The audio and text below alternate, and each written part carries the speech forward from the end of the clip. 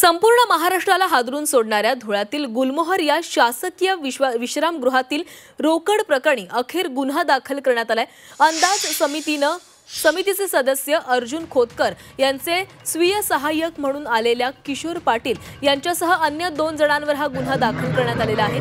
विश्रामगृहात 1,84,84,000 रुपयांची रोकड आढळलेली होती। आमदारांची अंदाज समिती धुळे दौऱ्यावर असताना विश्रामगृहातील खोली क्रमांक 102 इथं ही रोकड सापडल्यामुळे एकच खळबळ माजलेली होती। आमदारांना देण्यासाठी ही रक्कम अधिकाऱ्यांकडून घेण्यात आली असून खोली क्रमांक 102 मध्ये ती ठेवण्यात आल्याचा दावा माजी आमदार अनिल गोटे यांनी केला होता। पोलिसांनी केलेल्या तपासणीमध्ये गोटे यांचा दावा खरा ठरला होता।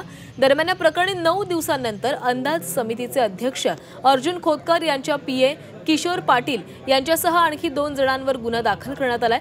धुळे विश्रामगृह रोकड प्रकरणी गुन्हा दाखल झालेला आहे आणि अर्जुन खोतकरांच्या स्वीय सहाय्यकावर हा गुन्हा दाखल झालाय।